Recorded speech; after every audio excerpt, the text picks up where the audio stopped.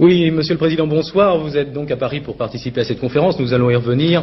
Mais tout d'abord, je voudrais vous poser la question de savoir quelle est votre réaction face à ce terrorisme en France, mais d'une façon générale en Europe.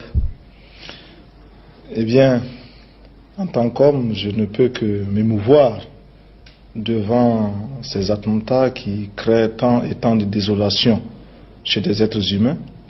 En tant qu'Africain, je ne peux que m'étonner que la France et l'Europe, si imprégnées et si prétendantes de civilisation, posent et commettent et connaissent des actes qui sont réputés être ceux des sauvages d'Afrique. Oui, en tant que révolutionnaire, oui. Je regrette que des hommes n'aient à s'exprimer ou n'aient été condamnés de s'exprimer que de cette façon. Monsieur le Président, on connaît votre amitié pour le colonel Kadhafi. Cette amitié ne vous gêne-t-elle pas dans la mesure où le colonel Kadhafi a qualifié les attentats de Rome et de Vienne d'actions héroïques? Ça vous semble correct? Mais il a changé de position quelque temps après. Bien, merci. Nous allons parler d'autre chose. Vous avez rencontré le président Mitterrand hier, je crois. Alors, ces relations avec la France s'améliorent, les relations du Burkina Faso et de la France? Écoutez, je regrette que les relations entre le Burkina Faso et la France soient perçues de façon contentieuse. Nous avons des relations qui sont parfois difficiles, chacun estimant de son côté qu'il est insatisfait. Il convenait de discuter avec les autorités françaises, d'en rechercher les causes et de proposer des solutions. Je pense que ce contact a été positif. Mais vous n'avez pas l'impression que quelquefois vous êtes mal entendu à Paris dans la mesure où vous souhaitez de l'aide, bien sûr, mais quelquefois aussi d'une façon un peu difficile, car vous n'hésitez pas à qualifier la France d'impérialiste parfois. Mais c'est à ce prix aussi que l'on se construit. Nous ne pouvons pas attendre de l'aide de façon inconditionnelle, d'où que cela puisse venir. Et le minimum d'indépendance de pensée, indépendance d'action, indépendance politique, se réalise par le devoir de dire aussi ce que nous pensons de l'aide d'où qu'elle vienne. Et vous pensez que ces relations vont s'améliorer encore dans les mois à venir?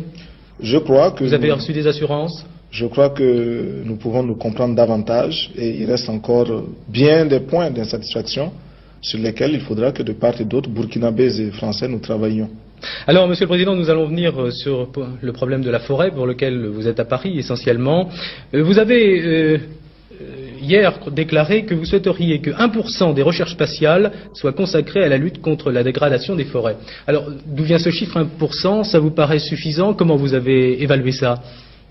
Par-delà le chiffre lui-même, ce que nous visons, c'est imposer la prise de conscience devant un problème, un fléau aussi grave que la désertification. On va voir quelques images du Burkina Faso, de votre pays, essentiellement. Oui. Pour ce fléau, nous estimons que la responsabilité n'incombe pas seulement à ces hommes et à ces femmes qui vivent au Burkina Faso, mais également à tous ceux qui, loin de chez nous, provoquent de façon directe ou indirecte des perturbations climatiques, écologiques. Qui peut démontrer aujourd'hui que les engins que l'on envoie dans l'espace ne dérange pas, ne perturbe pas cet équilibre-là. Vous avez dit qu'effectivement la lutte contre la désertification est anti-impérialiste. Oui, la lutte contre la désertification est un combat anti-impérialiste dans la mesure où nous savons que pour l'impérialisme, l'exploitation des hommes est un acte tout à fait normal, a fortiori l'exploitation des forêts, de quelque façon que ce soit, directement ou indirectement.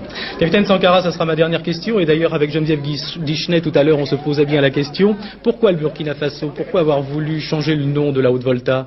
Oui, parce que Haute-Volta, cela ne voulait rien dire pour personne, en particulier pour nous, burkinabés. Et c'est un nom qui ne nous renvoie qu'à un passé colonialiste. Par contre, Burkina Faso est un nom puisé dans le terroir même, qui a une signification dans notre langue. Qui veut dire patrie des hommes honnêtes. Merci, Président. Merci.